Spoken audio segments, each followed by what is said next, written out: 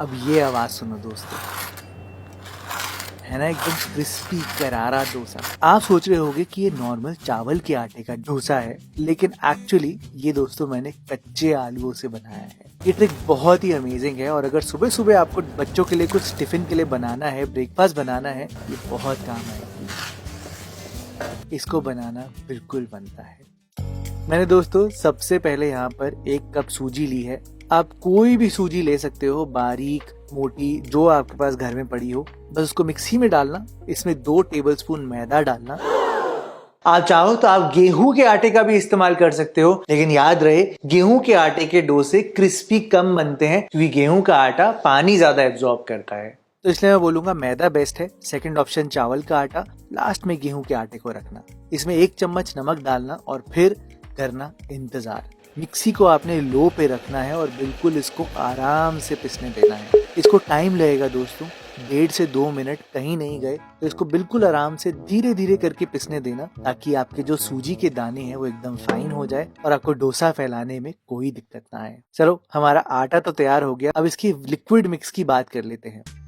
मैंने यहाँ पर 1 बड़ा आलू लिया है, आप 2 छोटे आलू भी ले सकते हो और अगर हो सके तो आप चिप्सोना आलू लेना। अगर चिप्सोना नहीं है तो कोई भी चलेगा। चिप्सोना से क्या होता है कि उससे ज्यादा क्रिस्पी रिजल्ट आता है, क्योंकि उनमें स्टार्च ज्यादा होता है, ज्यादा बेहतर रिजल्ट आता है। वैसे आपके ऊपर छोड़ देता हूँ, आप कोई भी आलू यूज कर सकते हो।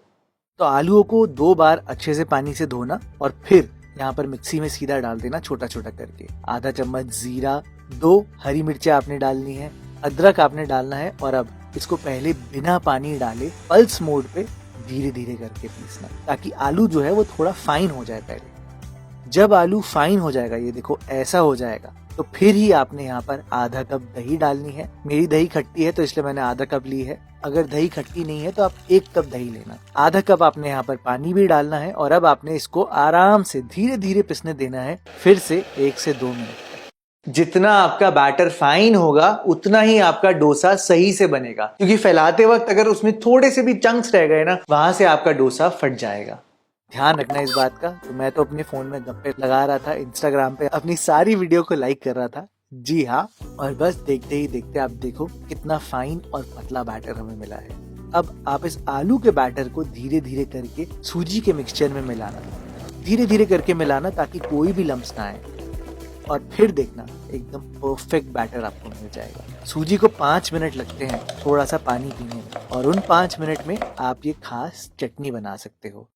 कुछ नहीं करना, बस वो छोटी वाली मिक्सी लेनी है और उसमें आधा कप के आसपास फ्रेश नारियल डालना, 3-4 हरी मिर्चें, थोड़ी चटपटी होगी तो मजा आएगा।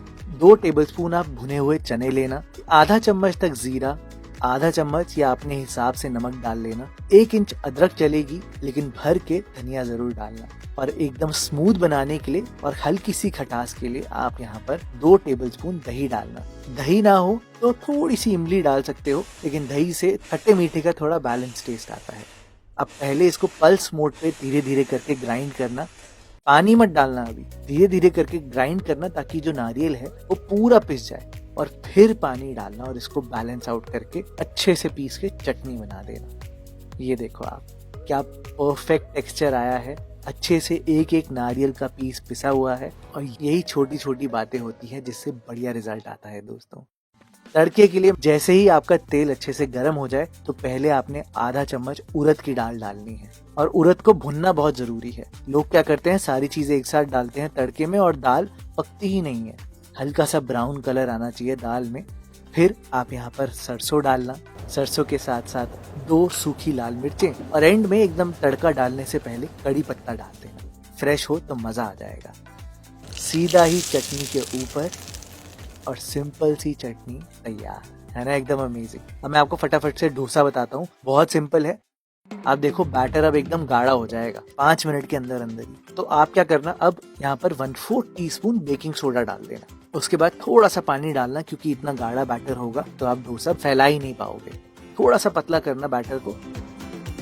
और अगर आप मेरी तरह लोहे के तवे पे बना रहे हो तो पहले यहाँ पर प्याज को आधा काट के अच्छे से रगड़ देना। इससे आपका डोसा चिपकेगा नहीं और एकदम परफेक्ट रिजल्ट आएगा। पानी से साफ करके सीधा ही बैटर लेकर आपको अच्छे से फैलाना है, और फैलाने के लिए पहले पहले सेंटर से और फिर धीरे धीरे करके साइड्स में डालना। डोसा कभी भी जोर से नहीं दबाया जाता, हल्के हाथों से करोगे तो एकदम परफेक्ट बन जाएगा दोस्तों। और क्योंकि ये आलू का डोसा है तो इसको बिल्कुल भी हाई फ्लेम पर नहीं पकाना दोस्तों, इसको मीडियम लो फ्लेम पर पकाना, ताकि आपका आलू कच्चा ना रहे। ध्यान रखना, नहीं तो आपको गैस हो जाएगी, दिक्कत होगी। मीडियम फ्लेम पे आराम से पकाना और देखना क्या मजेदार डोसा बनकर आता है ना, एकदम अमेजिंग। यही नहीं, अगर आपको बाय चांस नॉनस्टिक पैन में बनाना है तो भी आप सेम प्रोसीजर को फॉलो करना, बस वो प्याज लगाने की जरूरत नहीं है। पानी डाल के सेट करना और डोसे को अच्छे से फैला लेना। नॉनस्टिक में बस ये होता है कि ये जो साइड्स है ना, ये थोड़ी देर में अपने आप ही छूटने लग जाती है, तो आपको ना कुकिंग टाइम कम मिलता है। वो जो डीप कैरामलाइज कलर आता है ना डोसे का, वो आना मुश्किल होता है। ये देखो आप, मेरा डोसा इवनली तो पका है, लेकिन वो जो लोहे के तवे का कैरमल कलर था ना, वो नहीं आया है। बस इतना ही फर्क है दोस्तों, बाकी ये डोसा भी बहुत क्रिस्पी बनता है और लोहे के तवे का डोसा तो एकदम अमेजिंग होता ही है। आप ये आलू का डोसा बना कर देखना, मेरी गारंटी है एक तो इंस्टेंटली बना लोगे और सबको बहुत ज्यादा पसंद आएगा।